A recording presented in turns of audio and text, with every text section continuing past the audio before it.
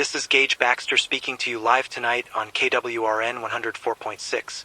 And if you're listening anywhere across the western United States, you already know something about the heat we've been living through these past days. I want to start calmly because right now that's what the situation still allows. But there are things developing across the region that we need to talk about carefully and clearly. The heat wave that settled over much of the western states earlier this week is now entering what meteorologists are calling its most extreme phase. Temperatures today in several inland valleys crossed 118 degrees, and even here in the city we saw readings just shy of 111 before sunset. The air outside right now feels dry in a way that's hard to describe unless you've stepped into it. It doesn't feel like normal summer heat. It feels brittle, as if the landscape itself has been baked into something fragile. Fire crews across multiple counties have already been dealing with small brush fires throughout the afternoon. Nothing unusual for this time of year, but the conditions we're seeing tonight are lining up in a way that firefighters have been worried about for days. The ground moisture is nearly gone.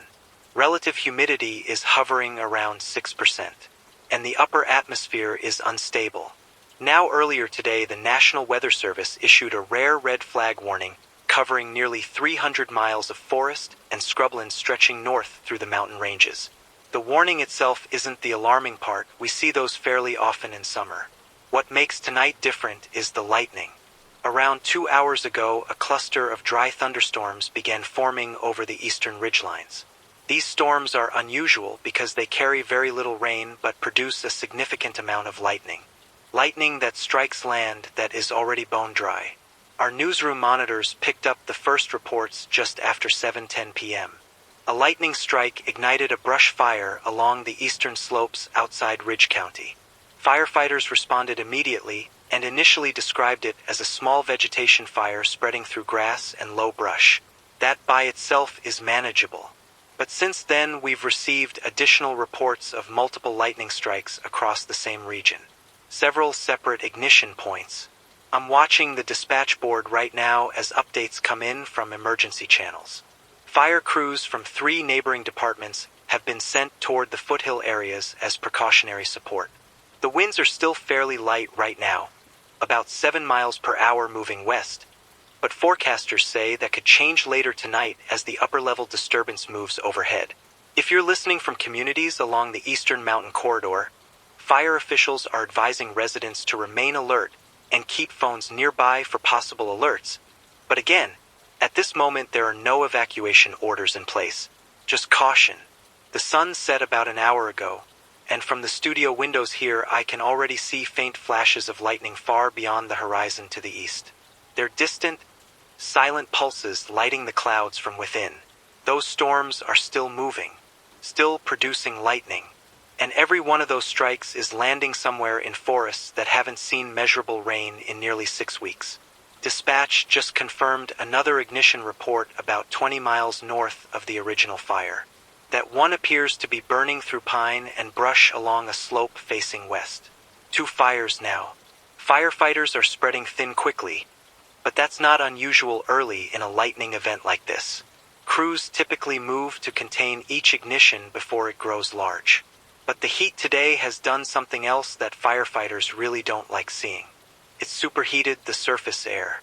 When you combine extreme ground heat with dry fuels and unstable air above, fires can begin behaving in unpredictable ways. They burn hotter, move faster, and sometimes generate their own localized winds. Right now, we're not seeing anything like that yet. These are still initial attack fires, containable fires. But I can hear more radio chatter building on the emergency channels. Another strike, another ignition, 3 now, 4. These storms are tracking slowly along the mountain ridges, and it seems like every few minutes another plume is being reported somewhere along that corridor. If you're driving tonight along Interstate 7 heading east, you may begin noticing distant glows on the horizon where those fires are starting to burn through dry vegetation. Fire crews are responding from multiple stations now. Tankers are being staged. Helicopter units were requested earlier, but nighttime conditions make aerial support difficult once darkness sets in. That means ground crews are doing most of the work tonight. and they're already dealing with temperatures that are still hovering above 90 degrees, even though the sun has been down for an hour.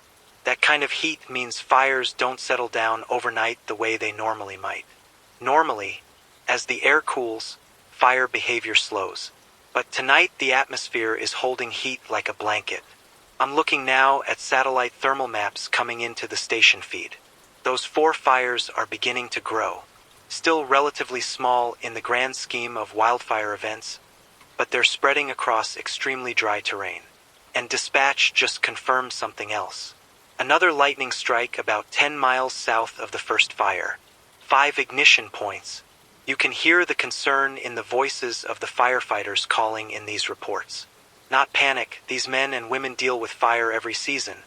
But there's a tension that comes when you realize you're dealing with multiple fires across a wide area during conditions like this. The storms are still moving west. The lightning is still falling. And the land out there tonight is about as ready to burn as it can possibly be. If you live near forested foothill communities, now would be a good time to review evacuation routes just in case conditions change overnight.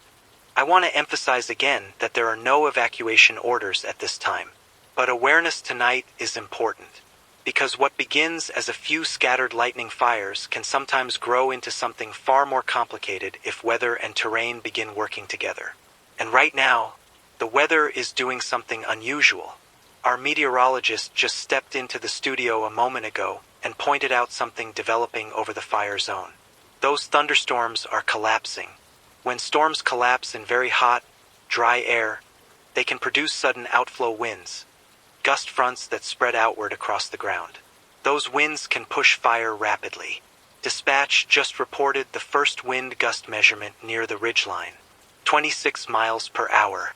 That's stronger than expected.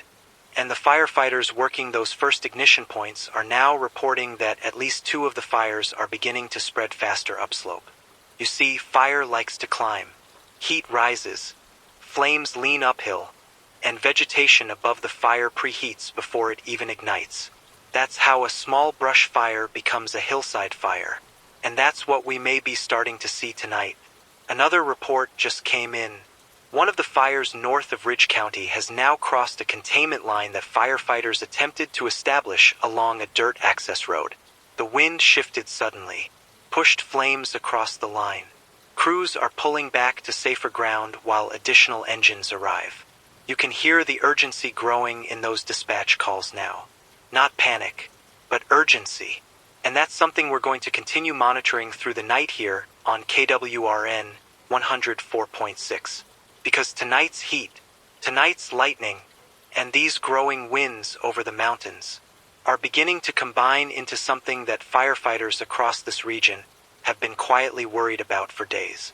Something that can turn a handful of small fires into something much larger, much faster than anyone expects.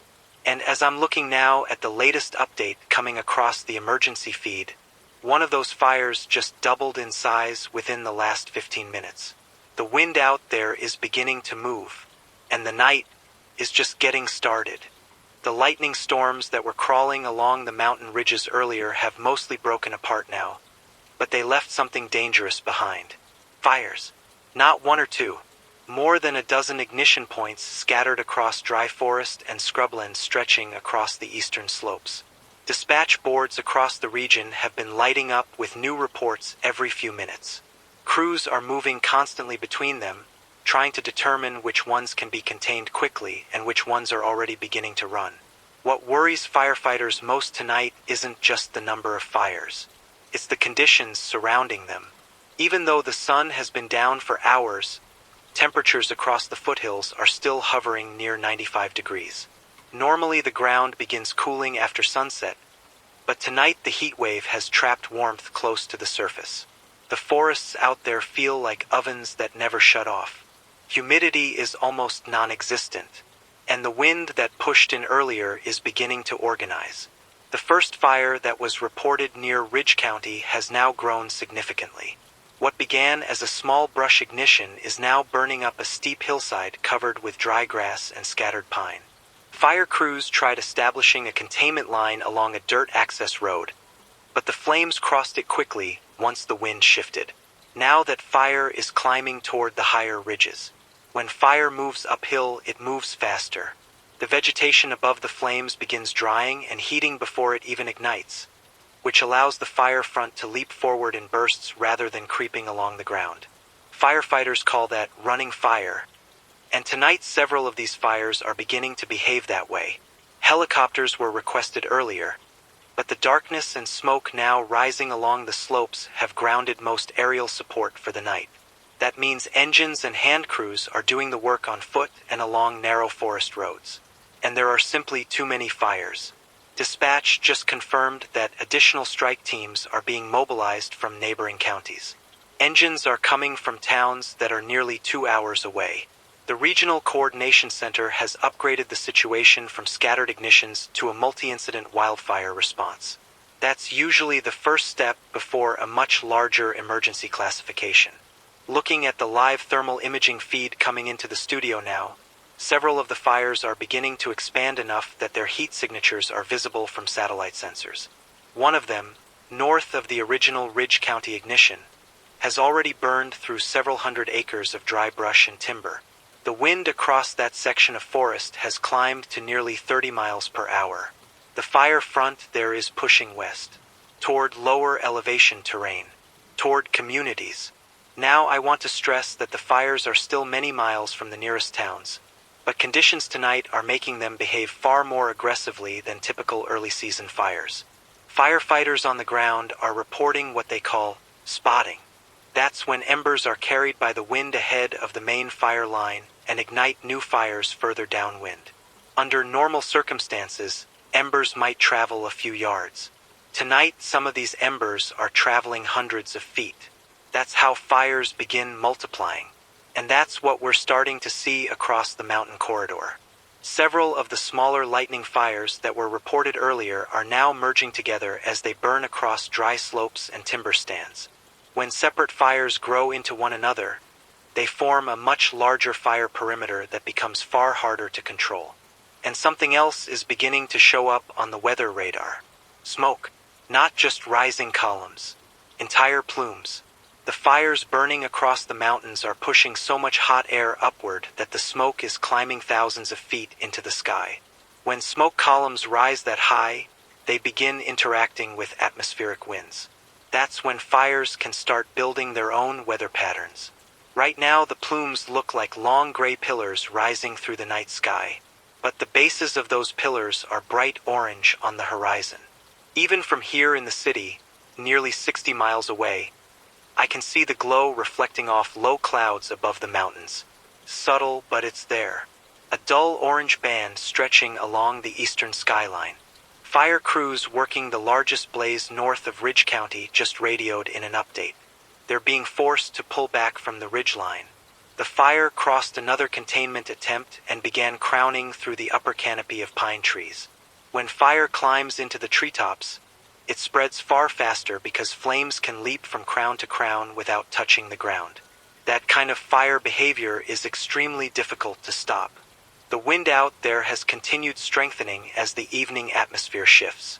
Gust reports from one of the automated weather stations on the ridge just clocked 38 miles per hour. That's enough to drive flames forward like a living wall. And now something else is happening. Several of the individual fires are no longer acting like separate incidents. They're beginning to merge. The thermal map shows 3 of the northern fires burning toward each other across the same drainage basin. If those fronts connect, they'll form a continuous burn zone stretching several miles across forested terrain. Once a fire grows that large, firefighters stop trying to contain the entire perimeter and instead focus on protecting structures and slowing its advance. We're not quite there yet, but the direction things are moving tonight is concerning. Another dispatch update just came through a moment ago. A community called Cedar Flats, about 45 miles east of here, has just received the first voluntary evacuation notice. Fire officials are advising residents there to prepare vehicles, gather essential belongings, and remain ready in case conditions worsen overnight. Again, that's voluntary at this stage. But the fact that evacuation warnings are already being issued this early in the incident tells you how seriously crews are taking the fire growth tonight. The smoke plume from the northern fires has grown massive.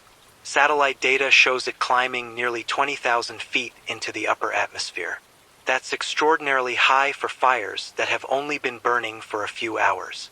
And when smoke rises that high, it can begin drawing in surrounding air from the ground. That air rushes toward the base of the fire to replace the hot air rising upward, which feeds the flames with oxygen, which makes the fire burn even hotter, which sends even more heat into the sky. It becomes a feedback loop, a firestorm. Right now we're still early in this event, but several of the fires burning tonight are already producing heat levels that firefighters usually don't see until much later in large wildfire incidents. And there's something else showing up in the reports now. Fire crews along the southern ignition zone are reporting intense rotating winds inside one of the burn areas. Small swirling columns of flame and ash have been seen moving across the fire line. These are sometimes called fire whirls. They're not uncommon in large fires, especially under unstable atmospheric conditions like we're seeing tonight. Most of them are small, 10 feet tall, maybe 20. They spin briefly and collapse. But they're a sign of something happening in the air above the fire. Heat rising rapidly, air rushing inward, wind patterns becoming unstable, the fire itself beginning to influence the atmosphere around it. Those reports are still coming in from the southern sector, where firefighters say the fire behavior is becoming increasingly unpredictable.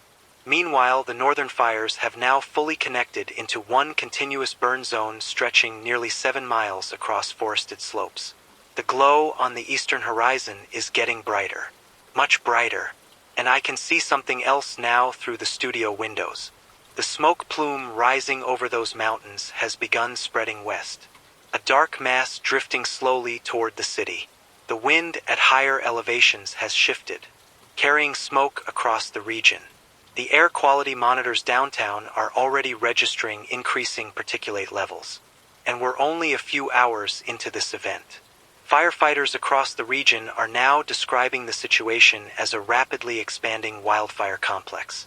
Multiple fires, merging fronts, high winds, extreme heat, and an atmosphere that is becoming increasingly unstable above the flames. Crews are still trying to slow the spread wherever possible. But the fire is beginning to move faster than their containment lines, and the glow over the mountains is no longer faint.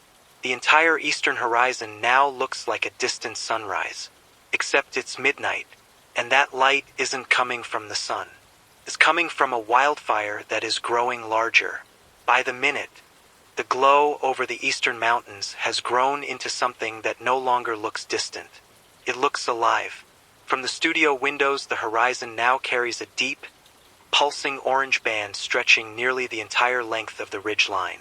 The smoke rising above it is thick enough that it's beginning to blot out the stars.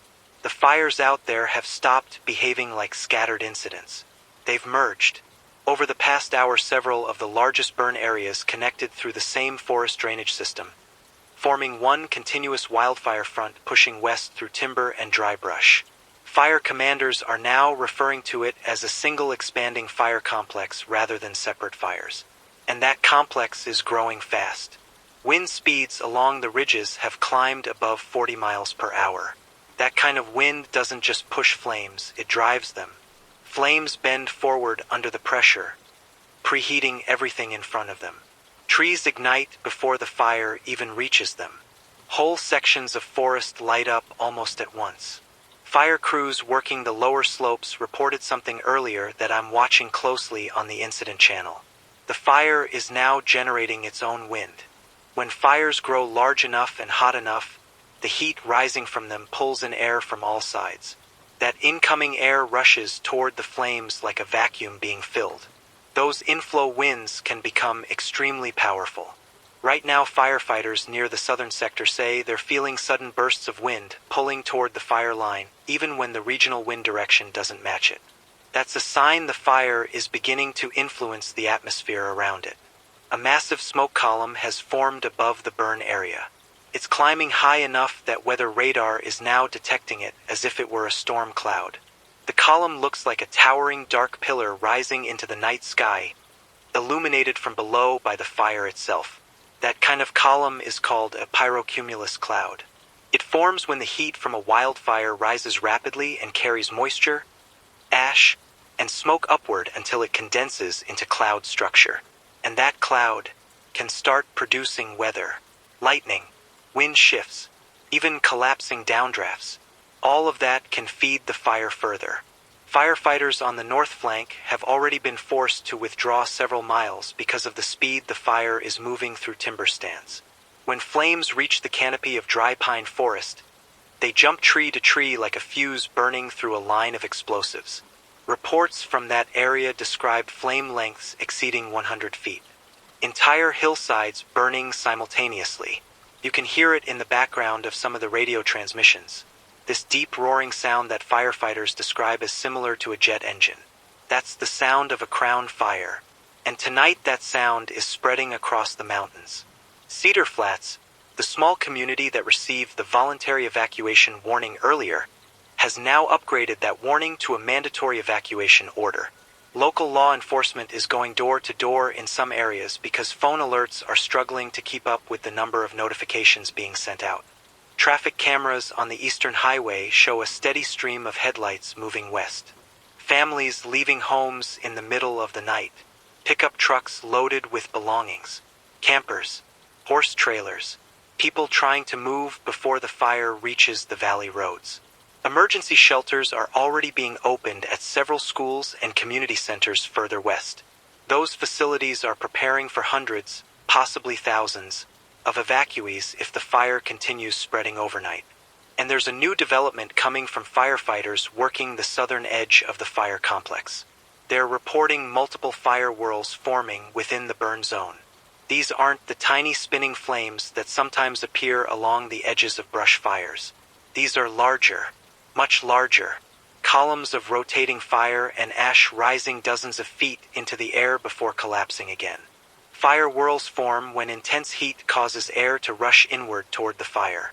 If that air begins rotating due to terrain or shifting winds, the flames can twist upward in a spinning column. Right now, those fire whirls are still relatively small compared to the scale of the fire. But the conditions surrounding this wildfire tonight are exactly the kind of conditions that allow those rotating columns to grow stronger. Extreme heat, dry air, powerful updrafts, unstable atmosphere. All the ingredients are there, and the fire itself keeps getting bigger. Satellite estimates now suggest the main burn area has surpassed 20,000 acres in just a few hours. That's an extraordinary rate of growth, even under severe fire conditions. The smoke plume above the mountains has thickened into a massive anvil-shaped cloud. Its upper layers are spreading outward, forming a dark canopy that now stretches west toward the city. The air here in town is beginning to smell like smoke. Not faint anymore, sharp, dry. The kind that scratches at the back of your throat. Air quality monitors across the county have now moved into the hazardous range. Authorities are advising residents to remain indoors if possible and keep windows closed. But the real concern tonight isn't the smoke reaching the city. It's what the fire itself is doing out in the mountains. The fire front has now crossed into heavier forest terrain where dense stands of timber have been drying for weeks under the heat wave. Firefighters say flames are moving through those forests with frightening speed. Entire ridges are lighting up one after another. And something else is happening within the smoke column above the fire. Radar scans just picked up rapid vertical movement inside the cloud. The heat rising from the wildfire has created a powerful updraft, air rushing upward thousands of feet into the atmosphere. That updraft is beginning to interact with the surrounding winds higher above the ground. When those winds begin to rotate, the entire column of smoke can start spinning. It hasn't fully happened yet. But meteorologists watching the radar are seeing early signs of rotation inside that pyrocumulus cloud. And down on the ground, firefighters are already dealing with the first signs of what that rotation can do. One of the larger fire whirls reported earlier has grown significantly. Crews described it as a twisting column of flame and debris moving across a burning hillside, pulling burning branches and embers upward into the air before collapsing again. It lasted only about 30 seconds. But during that time, it hurled burning material hundreds of feet ahead of the fire line. New spot fires ignited instantly. That's the kind of fire behavior that turns containment efforts into chaos. Because once embers begin traveling that far, the fire can leap over roads, rivers, even fire breaks that crews spent hours building. Another evacuation order has just been issued. The town of Pine Hollow, population around 6,000, is now under mandatory evacuation. Authorities say the fire is still several miles away, but its direction and speed have become unpredictable as winds shift along the slopes. Emergency services across the region are now stretched thin. Engines from neighboring states have been requested. Air tanker units are preparing to launch at first light once visibility improves. But right now, night has fallen over a landscape that is burning in multiple directions at once. The fire complex has now surpassed 35,000 acres, and the smoke column above it is still growing. Meteorologists watching the radar just said something that made the entire room here in the studio go quiet. The pyrocumulus cloud above the wildfire is beginning to show organized rotation. Slow, but noticeable. If that rotation strengthens, and if the heat feeding that column continues rising the way it is now, then those fire whirls that firefighters are seeing on the ground could grow into something far more powerful, something much larger, something that wildfire crews fear more than almost anything else that can come out of a firestorm. Because when the atmosphere above a wildfire starts rotating, sometimes the fire itself begins to spin. The smoke column above the mountains has grown into something enormous now. It no longer looks like a plume from a wildfire. It looks like a storm. Radar screens inside the weather center are showing the column rising higher than 30,000 feet into the atmosphere, and the structure of the cloud has begun spreading outward at the top like an anvil, just like a thunderstorm would. But this cloud didn't form from moisture and rain. It formed from heat. The fire burning across the eastern mountains has become so intense that it is pushing superheated air upward in a massive continuous updraft. That rising column is pulling surrounding air inward from every direction at ground level, and that air is rushing toward the flames. You can hear the effect in the radio transmissions coming from firefighters on the western flank of the fire complex. Several crews reported that winds near the fire line suddenly shifted direction, pulling straight toward the burning forest, even though the regional wind forecast still shows westward flow. That's what happens when a firestorm begins to form. The fire starts generating its own weather. The main burn area is now estimated to be over 50,000 acres. Multiple ridges have been consumed, and the fire front is moving through dense forest at a speed that firefighters describe as nearly impossible to slow. Whole valleys are filling with smoke, and the sky above those valleys is glowing. One of the emergency aircraft flying reconnaissance just before nightfall captured thermal imagery of the fire front moving through a timber stand. Entire lines of trees were igniting almost simultaneously as the heat wave pushed forward. The flames along that section were measured at nearly 200 feet high. When fires reach that intensity, traditional firefighting methods stop working. Bulldozer lines are jumped. Roads become meaningless. Even large rivers can fail to stop advancing flame fronts if embers are carried far enough by the wind. The evacuation zone has expanded again. Pine Hollow is now completely emptying out as residents head west along the highway. Traffic monitors show long lines of vehicles crawling away from the foothills under a sky that is steadily turning darker with smoke. Emergency officials have begun preparing additional evacuation zones beyond Pine Hollow in case the fire continues moving downhill through the valleys overnight. And the fire is still growing. Satellite analysis updated just minutes ago now places the burn area above 65,000 acres. In less than 6 hours. That is an extraordinary rate of growth. But what has firefighters most concerned tonight isn't just the size of the fire. It's the behavior inside the burn zone. The rotating winds reported earlier within the fire are becoming stronger. Multiple fire whirls have now been confirmed across different sections of the fire line. Some of them are rising hundreds of feet into the air before collapsing again. These spinning columns of flame are pulling ash, burning branches, and embers high above the forest canopy and scattering them far ahead of the main fire. Spot fires are appearing miles downwind. New ignition points that firefighters have no ability to reach quickly in the darkness. The fire is now effectively multiplying itself. And something else just appeared on the radar. Inside the massive smoke cloud above the wildfire, meteorologists are now detecting stronger rotation within the updraft column.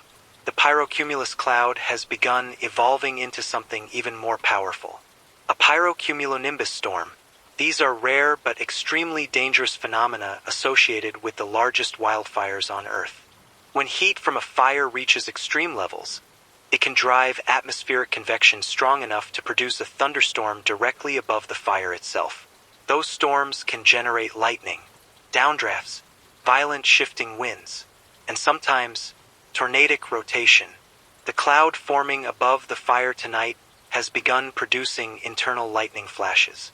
Several bright bursts have been detected within the smoke plume, illuminating the cloud from inside like a giant lantern in the sky. Lightning generated by the fire itself. Some of those bolts are striking back down into unburned forest, igniting new fires. The situation out there is becoming increasingly chaotic. Fire crews attempting to hold the western edge of the fire complex have reported something extraordinary within the last 20 minutes. One of the larger fire whirls that formed earlier did not collapse. Instead, it grew. Firefighters described a rotating column of flame and debris rising from the center of a burning valley. The column pulled burning vegetation upward and began stretching higher and higher into the air. Witnesses estimated its height at several hundred feet before it finally weakened and broke apart. But during those moments, the rotating winds inside that column were powerful enough to tear burning branches from trees and hurl them across the fire line. New fires ignited instantly across the slope ahead. That event lasted less than a minute, but it demonstrated something deeply concerning. The atmosphere above this wildfire is now unstable enough to support strong rotating updrafts, and the fire itself is providing the heat necessary to sustain them. The entire burn zone is now feeding energy into the towering storm cloud above it. That cloud continues growing wider and taller as the fire consumes more forest below. The sky above the mountains now pulses with faint lightning flashes every few minutes, and every flash briefly illuminates the smoke column rising over the horizon like some enormous dark tower. Evacuations are continuing across multiple communities now. Law enforcement has closed several roads leading east because smoke has reduced visibility to nearly zero in some valleys. Emergency shelters are filling quickly with families who left their homes in the middle of the night with whatever they could carry. Livestock trailers are lining parking lots. Children wrapped in blankets. People sitting quietly in gymnasiums while they wait for updates about towns that may no longer be safe by morning. Meanwhile, the fire itself keeps spreading. The main front is now pushing through a steep canyon system west of Pine Hollow.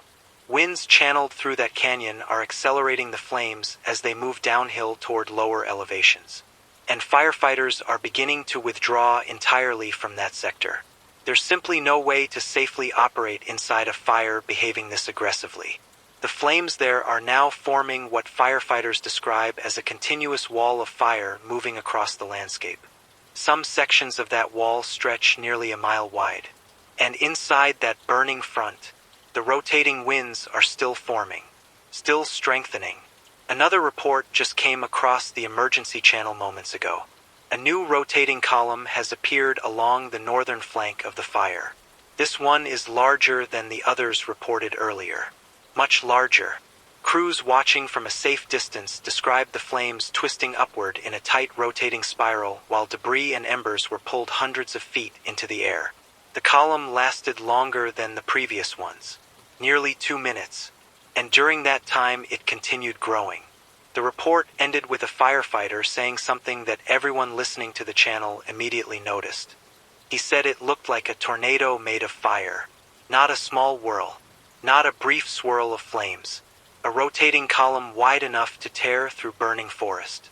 That column eventually collapsed, but the conditions that allowed it to form are still present. Extreme heat, unstable atmosphere, massive inflow winds feeding the fire, and a storm cloud above the wildfire that is now producing lightning and rotating air currents. All of it working together, feeding energy back into the firestorm below. The fire complex has now surpassed 80,000 acres, and the night is far from over. The glow across the eastern sky has become so bright that it's reflecting off the underside of the smoke cloud, casting a deep red hue across the entire horizon.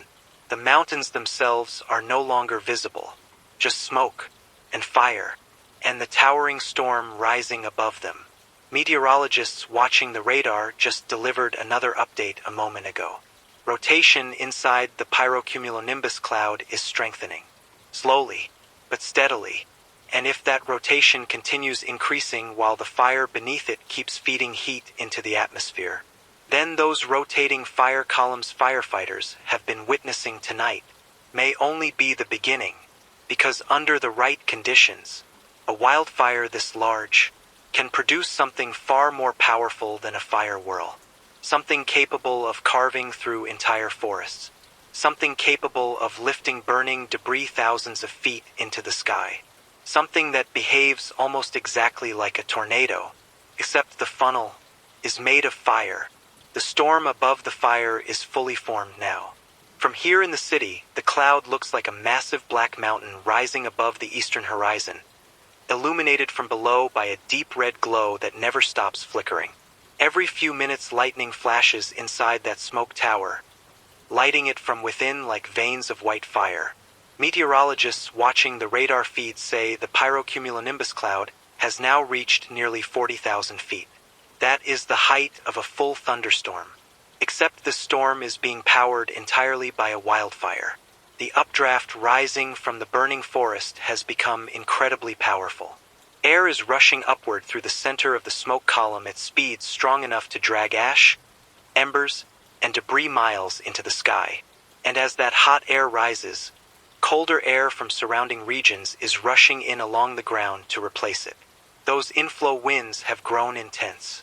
Firefighters positioned several miles from the main fire front are reporting sustained winds now pulling toward the burn area at over 50 miles per hour. Imagine standing in a forest at night with the wind pulling constantly toward a wall of flames somewhere ahead of you. Everything feeding the fire: oxygen, dry brush, timber, and the atmosphere itself. The fire complex has now passed 100,000 acres. Entire mountain ridges have disappeared behind the smoke. And something extraordinary happened about 20 minutes ago on the northern flank of the fire. The rotating fire column reported earlier returned. But this time it didn't collapse. Instead, it grew stronger. Witnesses from a wildfire observation aircraft that was forced to retreat due to turbulence reported seeing a massive rotating plume of flame rising directly from the center of an intensely burning section of forest. The flames twisted upward like a spiral staircase made of fire. Debris and burning branches were being pulled high into the rotating column, circling violently before vanishing into the smoke above. The column widened, strengthened, and continued spinning for several minutes. Ground crews watching from a safe ridgeline estimated the rotating column had grown nearly 200 feet wide. That is far beyond a typical fire whirl. What they were witnessing was the early formation of something much larger. The rotating winds inside the firestorm had aligned with the rotation inside the storm cloud above it. And the result was the first true fire tornado of the night. The column of flame and smoke extended high into the dark sky, connecting the burning forest to the rotating air currents above. Flames spiraled upward while burning debris was lifted hundreds of feet into the air before scattering downwind like a shower of sparks. Trees were being torn apart inside the vortex. Entire burning trunks lifted briefly from the ground before being thrown aside. The fire tornado moved slowly across the hillside, devouring everything in its path, and then collapsed. The rotating column weakened and broke apart as it crossed into an area where the fire intensity dropped slightly. But the conditions that created it are still there. The firestorm is still growing, and the atmosphere above it is still rotating. More lightning flashes are appearing inside the massive smoke cloud. Each flash briefly reveals the enormous scale of that storm towering above the mountains. It looks like something alive, a dark anvil-shaped monster stretching across the sky. And beneath it, the fire continues spreading. The front pushing west through the canyon system has now reached the outer edges of the Pine Hollow Valley. Flames are racing through dry grasslands and scattered timber stands, driven by wind that continues pulling toward the inferno behind it. Emergency officials have expanded evacuation orders to several smaller communities surrounding Pine Hollow. Traffic leaving the foothills has become extremely heavy. Some roads are now gridlocked with vehicles trying to move west at the same time. Police are directing cars through intersections under a sky that is turning darker with smoke every minute. The air in the city is now thick enough that you can smell the fire constantly. Ash has begun falling in small gray flakes. It drifts through the streetlights outside like slow snow. Hospitals across the county have begun preparing for respiratory emergencies as smoke spreads further west. Masks are being distributed at evacuation shelters. The fire is no longer just a mountain incident. It is becoming a regional disaster. And inside the firestorm, more rotating columns are appearing. Firefighters on the southern flank reported seeing 2 additional fire tornadoes forming within the burn zone nearly at the same time. These rotating pillars of flame lasted several minutes before collapsing, but during that time they hurled burning debris across huge distances. New fires ignited miles ahead of the main front. Entire slopes that had not yet burned suddenly lit up with scattered flames as embers rained down from the sky. The fire is now effectively jumping forward in leaps. One moment a hillside is dark. The next moment dozens of small fires appear across it. And those small fires quickly merge into a new advancing front. The main fire complex has now reached nearly 130,000 acres, and it continues expanding in multiple directions. The storm cloud above it is growing darker and more violent. Radar scans show powerful updrafts rising through the center of the cloud while strong downdrafts occasionally collapse along the outer edges. When those downdrafts hit the ground, they spread outward as powerful gust fronts. Those gust fronts can suddenly change wind direction on the fire line. They can drive flames in entirely new directions without warning. And that's exactly what just happened about 10 minutes ago. A downdraft from the storm cloud slammed into the northern flank of the fire complex, pushing a powerful blast of wind outward across the burning forest. Flames surged forward. Fire lines that firefighters thought were stable were instantly overrun. And within that violent wind shift, another rotating column formed. This one larger than any seen so far tonight. Crews watching from several miles away described a massive funnel of flame rising from the center of the burning forest, twisting violently as it moved across the landscape. The vortex pulled burning trees, branches, and entire sections of flaming brush into its spinning core. The roar coming from that column could be heard across the valley. It sounded like a freight train made of fire. The column stretched higher and higher into the night sky before vanishing into the base of the smoke cloud. For a few terrifying moments, it looked exactly like a tornado, except every inch of it was burning. The fire tornado carved a path across the forest nearly half a mile long before weakening and collapsing. But as it moved, it scattered thousands of burning embers across the valley floor. Within minutes, dozens of new fires erupted in areas that had been untouched moments earlier. The wildfire complex has now grown beyond anything firefighters can attempt to control tonight. Their mission has shifted entirely. Protect lives, warn communities, evacuate as many people as possible before the fire reaches populated areas. Because the fire is still moving west. The storm above it is still rotating. And the conditions that created the first fire tornado are now producing more. Reports are coming in from multiple sectors of the fire line describing rotating columns appearing again and again inside the burning forest. Some last only seconds.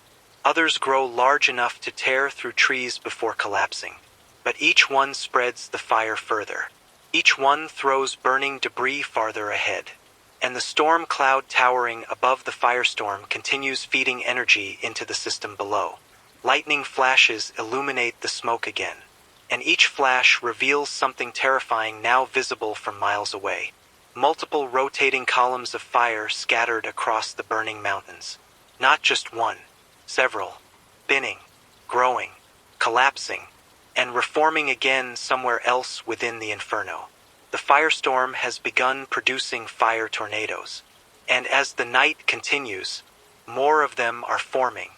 The mountains to the east are no longer visible at all.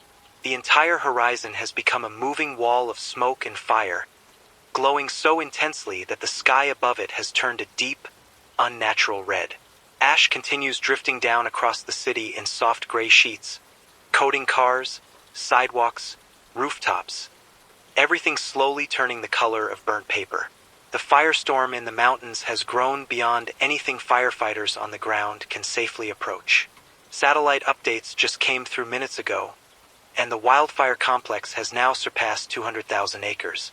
Entire mountain ranges are burning simultaneously, and the heat rising from that burning forest has created a massive atmospheric engine feeding the storm cloud above it. That storm is now fully developed. Lightning flashes inside the cloud every few seconds now, not minutes. Each burst of light briefly reveals the towering smoke structure stretching miles across the sky like a black continent suspended above the land. And beneath it, the fire tornadoes are multiplying. Fire crews observing from distant ridges and aircraft forced to maintain extreme distance are now confirming multiple simultaneous fire tornadoes forming across different sectors of the burn zone. These are no longer brief spinning columns of flame.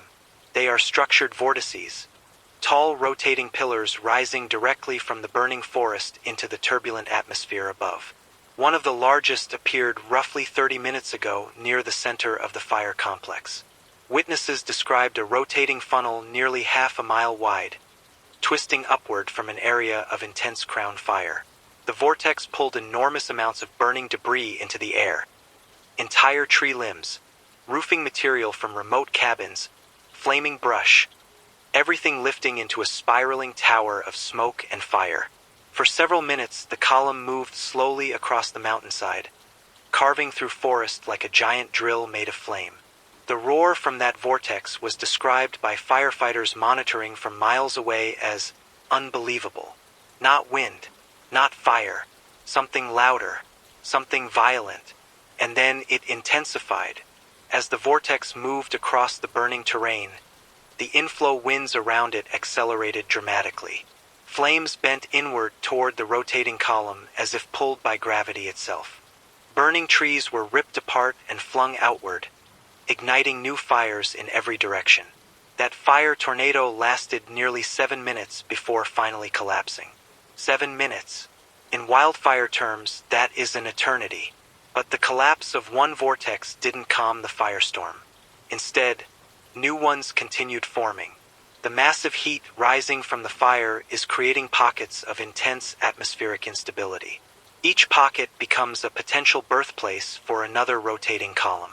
The storm above continues feeding wind shear into the system, allowing these rotating updrafts to strengthen as they rise. Right now, at least 6 separate fire tornadoes have been confirmed across the burn zone within the last hour. Some smaller, some enormous, all of them spreading fire in ways no firefighting crew can control. Entire forests are igniting far ahead of the main front now because of the embers these vortices throw into the air. The fire is no longer spreading as a single advancing wall. It's spreading like a living storm, and that storm is moving toward populated valleys. The community of Pine Hollow has already begun seeing the first effects of the firestorm, even though the main front is still miles away. Burning embers carried by the wind have begun landing inside the town itself. Several small fires have already ignited in dry grass fields and along roadside brush. Local firefighters and volunteers are scrambling to extinguish those spot fires before they reach buildings. But the rain of embers keeps coming. Streetlights in Pine Hollow now glow through thick brown smoke. The sky above the town is completely obscured, and beyond the smoke over the mountains behind them, the glow of the firestorm is getting brighter. Authorities have ordered a full evacuation of the valley. Traffic leaving the area has become chaotic as thousands of residents attempt to escape along two narrow highways leading west. Law enforcement is now converting both lanes of several roads into outbound routes to speed the evacuation.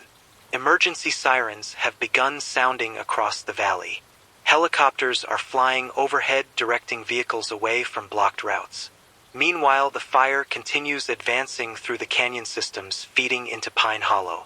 The terrain there acts like a funnel for wind, and tonight that wind is pulling toward the massive firestorm behind it. Flames moving through those canyons are accelerating dramatically as they descend toward the valley floor. And inside that advancing front, another fire tornado has formed. This one appeared within the canyon itself. Witnesses monitoring from an evacuation checkpoint described a twisting column of flame rising from the burning slope and climbing rapidly into the smoke-filled sky. The vortex moved downhill with terrifying speed, tearing through burning trees and scattering debris across the canyon walls. For a few seconds, it became visible through gaps in the smoke from the valley floor, a towering spinning pillar of fire descending toward the lowlands. Then it vanished behind smoke again, but its path was immediately obvious. Where it passed, the forest behind it was completely flattened and burning. The firestorm is now behaving like a full atmospheric system. The storm above the wildfire continues producing lightning, which has now ignited several new fires miles away from the main burn zone. Those fires are smaller for now, but the conditions across the region remain dangerously dry, and the winds are spreading smoke across hundreds of miles. Airports across 3 states have begun grounding flights due to low visibility caused by the smoke plume. Major highways further west are reporting reduced visibility as thick smoke drifts across entire regions. This wildfire has grown into something far beyond a local disaster. Millions of people are now under air quality warnings as smoke spreads across multiple states. But the worst conditions remain here, where the firestorm itself continues to grow. The burn area has now surpassed 260,000 acres, and the fire is still feeding the storm above it. Meteorologists monitoring the pyrocumulonimbus cloud just issued another alarming observation. The storm is beginning to generate strong downdraft bursts along its outer edges. When those downdrafts hit the ground, they create violent outflow winds that can suddenly push the fire outward in multiple directions. One of those downdrafts struck the southern flank of the fire about 15 minutes ago. Within seconds, the fire front exploded outward across dry grasslands at the base of the mountains. Flames raced across open terrain at highway speeds, and within that expanding fire line, 2 more fire tornadoes formed nearly simultaneously. From a distance, they looked like twin spirals of fire rising into the night sky. Witnesses described them twisting violently while burning debris spun upward inside them like sparks in a furnace. The 2 vortices moved across the grassland briefly before collapsing, but the fires they ignited continued spreading rapidly across the valley floor. New evacuation orders have now been issued for several agricultural communities west of Pine Hollow. Farmers are rushing to move livestock. Some are cutting fences just to let animals escape ahead of the approaching fire. The night sky across the entire eastern half of the region now glows red. Not orange. Red. The smoke cloud above the mountains has grown so thick and high that it blocks the moon entirely. And every few seconds lightning flashes within that towering storm, illuminating the inferno beneath it. The firestorm has become its own weather system, its own wind engine, its own lightning storm, and now, its own factory for fire tornadoes. Reports are continuing to come in of rotating columns forming again and again within the burn zone. Some towering hundreds of feet high, some lasting only moments, but each one spreading fire farther, each one feeding the growing inferno. The fire is still advancing west. Evacuations are still underway, and the largest fire tornado seen so far tonight has just been reported forming again near the center of the firestorm. Witnesses say it is already larger than the one that appeared earlier. Much larger, and it's still growing. The newest vortex forming near the center of the firestorm has become something none of the firefighters watching it will ever forget. At first it appeared the same way the earlier ones had, an unstable swirl of flame and ash rising out of an intensely burning patch of forest. But within seconds the rotation tightened. The spinning column pulled inward, drawing more air, more heat, more burning debris into its core. And then it expanded. The column widened rapidly as the inflow winds feeding the firestorm surged toward it.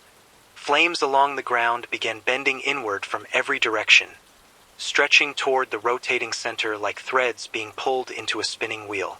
What formed next was not just another fire tornado. It was a massive vortex. Observers watching from a ridge nearly 5 miles away reported the rotating column growing wider than an entire football field. The base of the vortex tore through burning forest, ripping apart trees and lifting enormous quantities of flaming debris into the sky. The column stretched upward through the smoke, climbing higher and higher until it merged with the rotating storm cloud above. For several moments it looked like a bridge of fire connecting the ground to the storm itself. The roar from the vortex could be heard across valleys miles away. Not like wind, not like normal wildfire noise. It sounded like a deep, continuous thunder rolling across the mountains. Inside the vortex the heat was so intense that entire sections of burning forest were lifted and scattered outward. Flaming logs were hurled hundreds of yards. Branches, embers, and ash spiraled upward in a blazing cyclone before raining down across the surrounding slopes. Spot fires erupted everywhere. The vortex moved slowly westward across the burning mountainside, flattening sections of forest before igniting them completely. And then it descended into the canyon system that leads directly toward Pine Hollow Valley. The community itself had already been evacuated by this point. Streets were empty except for emergency vehicles and firefighters trying desperately to extinguish the spot fires that had landed earlier from drifting embers. The sky above the valley was thick with smoke. The glow from the mountains behind it had grown into a wall of light. And then the vortex appeared. Through the smoke at the eastern edge of the valley, witnesses saw the enormous rotating column descending out of the canyon. Flames spiraled around its base. Burning debris circled high above it. The entire structure twisted violently as it moved forward. For several seconds it was partially hidden by smoke. Then the wind shifted and the full shape became visible. A towering fire tornado descending toward the valley floor. Emergency crews stationed along the evacuation routes immediately began pulling back further west. There was nothing anyone could do to stop what was moving out of that canyon. The vortex crossed the eastern edge of the valley and tore into a section of dry grassland. The grass ignited instantly. Flames shot outward across the field while the rotating column pulled burning debris high into the air. Fences were ripped from the ground. Utility poles snapped like matchsticks. The fire tornado continued moving across the valley floor for nearly half a mile. Where it passed, the ground behind it was left black and burning. Even after the vortex weakened and finally collapsed, the fires it started continued racing outward across the valley. By the time firefighters cautiously moved back toward the area, the entire eastern half of Pine Hollow Valley had become an expanding burn zone. The wildfire complex has now grown beyond 300,000 acres. The smoke plume above the firestorm has spread across multiple states, drifting eastward in the upper atmosphere, while the lower layers continue pushing west toward major population centers. Cities more than 100 miles away are now reporting darkened skies and falling ash. The storm above the fire is still active.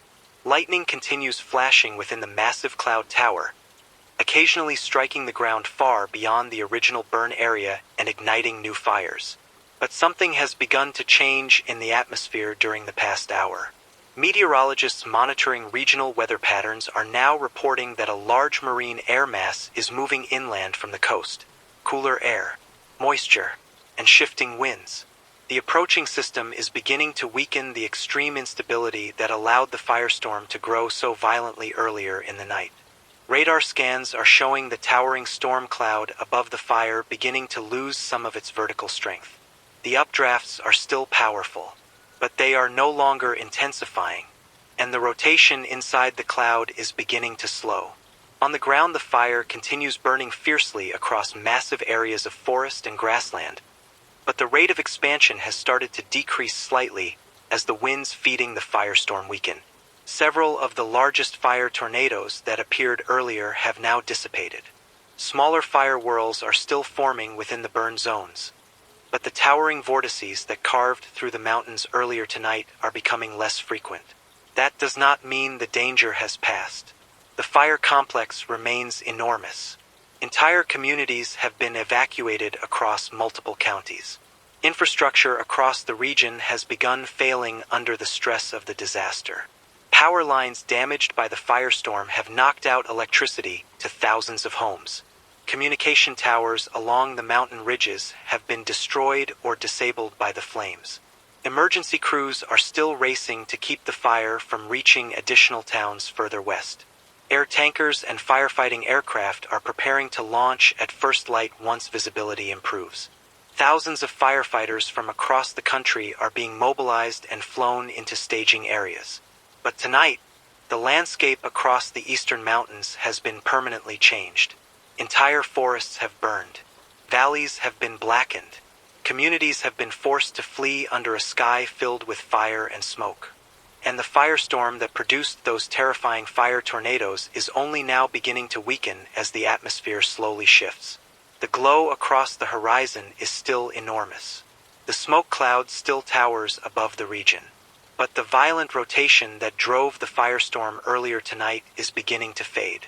The storm that the wildfire created is slowly losing its strength.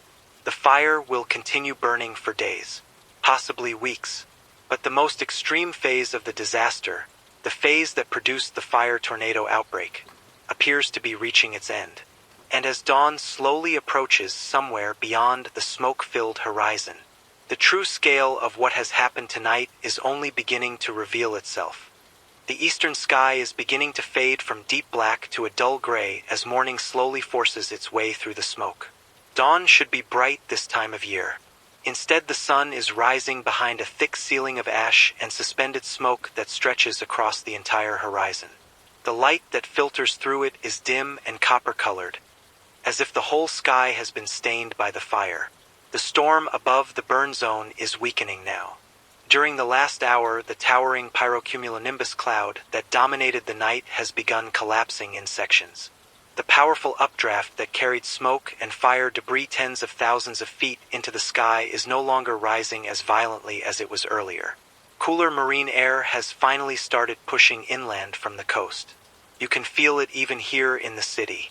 The temperature has dropped several degrees for the first time in days.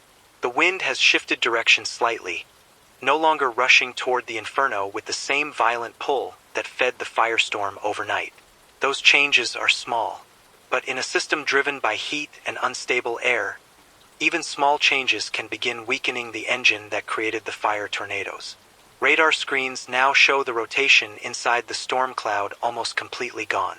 The lightning that flashed through the smoke all night has faded, and the massive fire tornadoes that carved through the mountains earlier have finally stopped forming.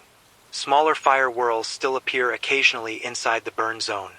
Brief twisting columns of flame rising from extremely hot sections of forest, but they collapse quickly now. The atmosphere is stabilizing. The firestorm has lost the violent energy that turned it into something almost unimaginable only a few hours ago.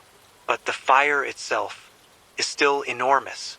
Morning reconnaissance aircraft have just begun flying over the burn zone now that visibility is slowly improving.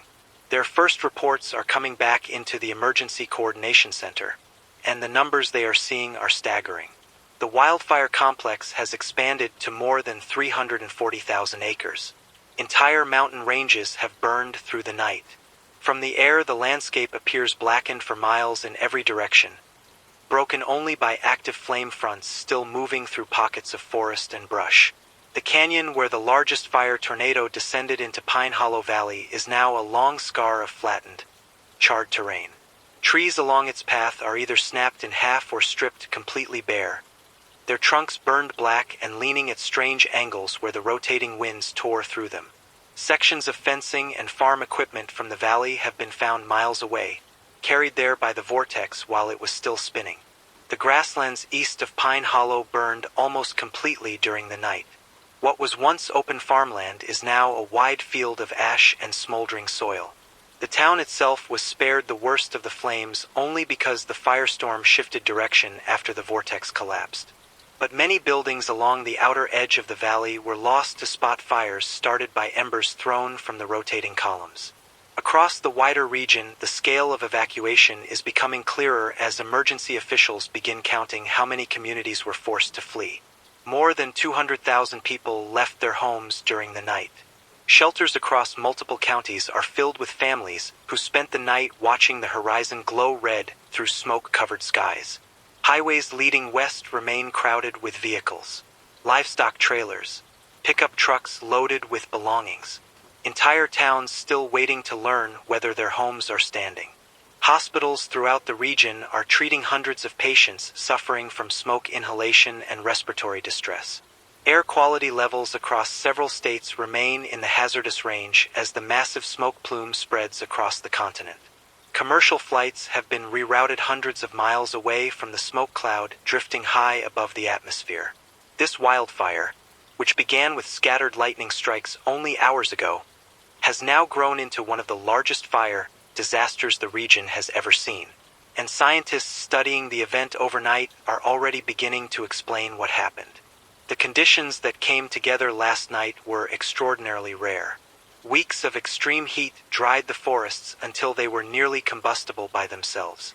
The dry lightning storms ignited multiple fires at once across the mountains, preventing firefighters from containing any single ignition before it grew. Those fires merged rapidly under strong winds and began producing massive amounts of heat. That heat created a powerful updraft that built the towering pyrocumulus cloud above the burn zone. Once that cloud formed, it began behaving like a thunderstorm, generating lightning, downdrafts, and powerful wind shifts that further fed the fire below. And when the rotating winds within that storm aligned with the intense inflow winds rushing toward the firestorm, the atmosphere created the conditions for fire tornadoes. Not the small, brief fire whirls that firefighters sometimes see during wildfires, but true rotating vortices strong enough to lift debris, tear through forests, and spread fire across vast distances. Those fire tornadoes became the most violent phase of the disaster. But they could only exist while the firestorm remained powerful enough to feed the unstable atmosphere above it. Once cooler marine air began pushing inland, the storm weakened, the rotation slowed, and the fire tornado outbreak ended. The fire itself, however, remains. Even now, dozens of flame fronts continue burning across the mountains and valleys east of here. Thousands of firefighters are arriving throughout the morning from across the country. Aircraft loaded with water and fire retardant are preparing to begin aerial operations as soon as visibility allows. The battle to contain the wildfire will take days, possibly weeks. Entire landscapes will need to be rebuilt. Communities will return to homes that may no longer exist. Forests that stood for generations are now fields of blackened trunks. And the mountains that burned through the night will carry the scars of this event for decades. From the studio window, I can still see the horizon. The glow that filled the sky overnight has dimmed now, but it hasn't disappeared. Thick columns of smoke still rise from dozens of locations beyond the mountains.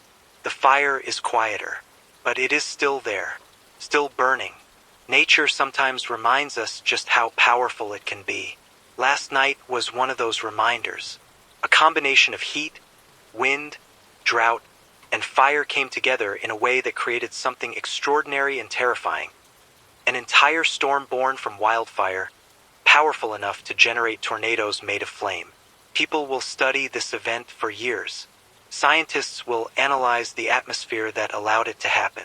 Firefighters will remember the night the mountains began producing fire tornadoes.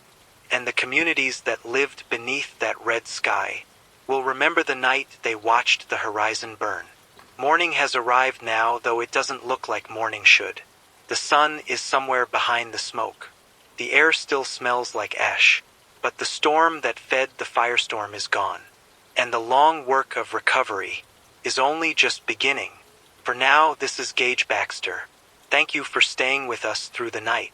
Wherever you are listening this morning, stay safe, stay alert, and take care of each other. We'll continue bringing updates as firefighters work to contain the fires across the region. For the moment, I'm signing off.